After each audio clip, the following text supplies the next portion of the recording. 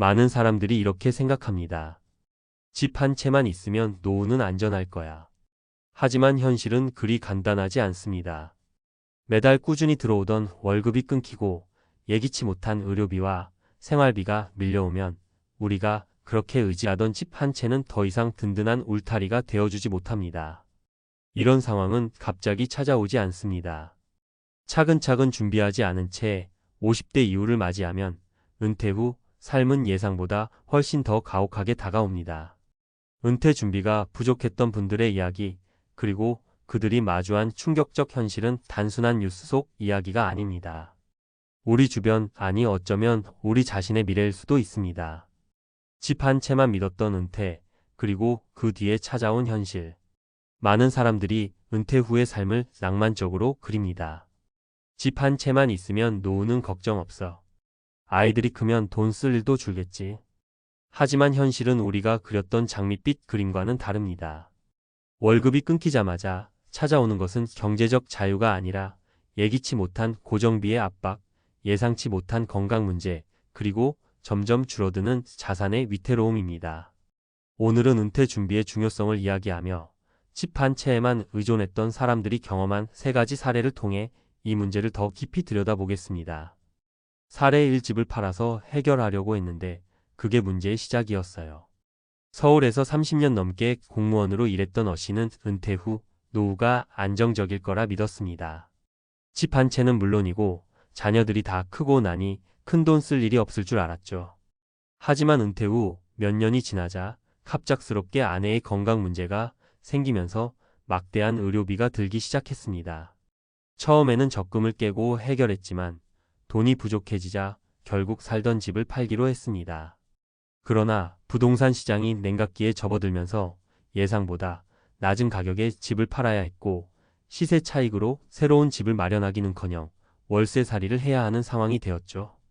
그 이후에는 매달 고정적으로 나가는 월세 비용이 부담이 되어 일상생활조차 힘들어졌습니다. 어 씨의 경험은 우리에게 중요한 교훈을 줍니다.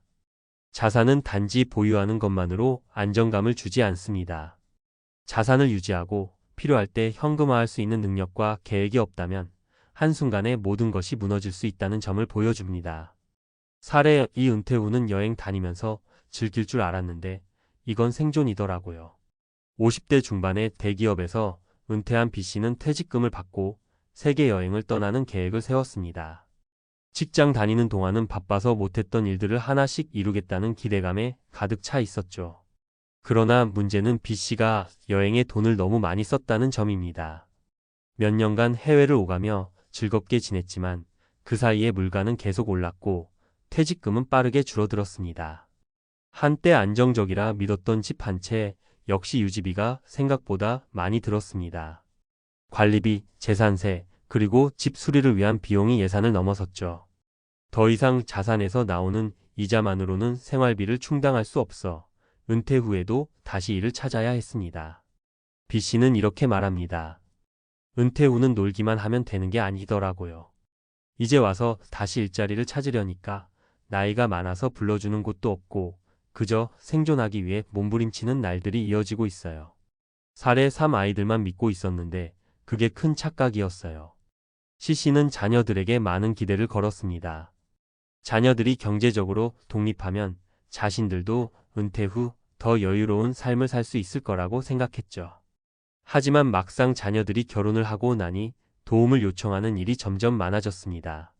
한 자녀는 결혼 자금으로 목돈을 빌려달라고 했고 다른 자녀는 생활비 지원을 요청했습니다.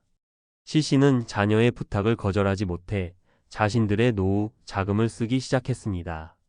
그 결과 자녀들에게 도움을 준 뒤로는 남은 돈이 거의 없어 노후 생활이 어려워졌습니다. 자녀들은 감사하지만 그들도 경제적 어려움을 겪고 있어서 도움을 주지 못했습니다. C 씨는 말합니다. 부모라면 자식에게 주는 게 당연하다고 생각했는데 막상 내 노후를 위해서 준비한 게 없다는 걸 깨달았어요. 이제는 도움을 받을 수 있는 사람도 없고 그저 혼자 살아가야 해요. 우리는 무엇을 준비해야 할까? 이 사례들은 모두 공통점을 가지고 있습니다. 은퇴 후 삶이 막연한 기대나 희망만으로는 유지될 수 없다는 것입니다. 그렇다면 우리는 어떤 준비를 해야 할까요? 1. 고정 비용을 줄이는 전략. 집 한 채만 믿고 모든 걸 해결하려 하지 마세요. 집을 유지하는 데 드는 비용은 생각보다 많습니다. 자산을 유지할 수 있는 구조를 만들어야 하고, 때로는 집을 현금화하거나 규모를 줄이는 것도 필요합니다. 2. 안정적인 현금 흐름 확보.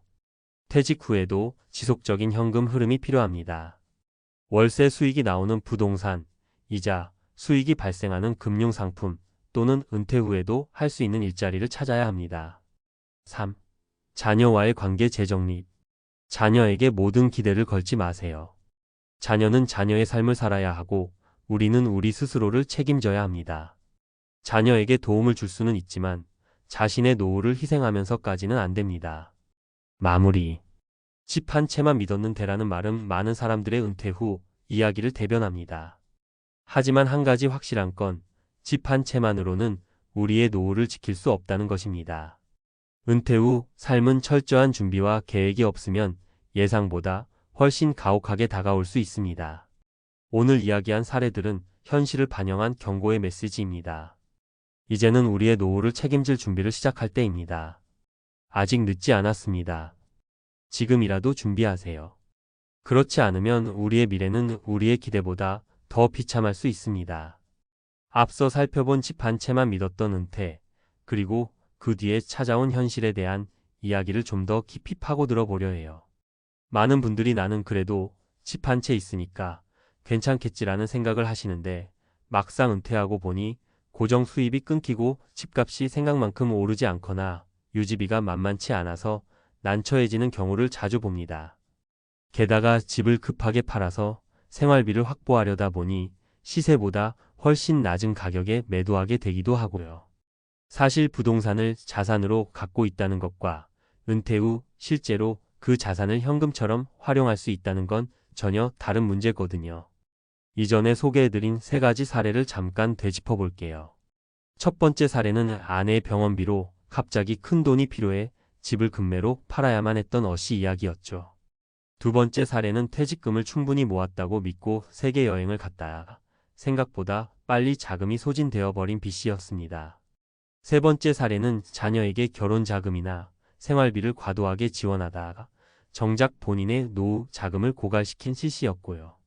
이 세 분이 겪은 상황은 제각각이지만 그 밑바탕에는 비슷한 함정이 깔려 있습니다. 나는 그동안 일을 오래 했고 집이 있으니 괜찮을 거야. 자녀들이 커서 결국 도움을 주겠지. 라는 막연한 기대와 안심이죠. 하지만 막상 은퇴 후에는 갑자기 의료비가 들 수도 있고 예상치 못했던 수리비가 나갈 수도 있으며 집값이 기대보다 오르지 않을 수도 있습니다. 또 자녀들이 제각기 어려움을 겪는 상황이라면 부모에게 생활비나 용돈을 드릴 수 있는 여력이 사실상 없는 경우가 대다수예요. 그럼 어떻게 하면 이런 난관을 미리 피할 수 있을까요?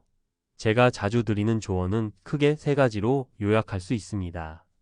1. 고정비용 가능하면 최소화하기. 먼저 은퇴하고 나면 월급이 더 이상 들어오지 않으니 당연히 고정비용부터 줄여야 합니다. 집 한 채를 지키겠다는 것 자체가 엄청난 집착이 될 필요는 없어요.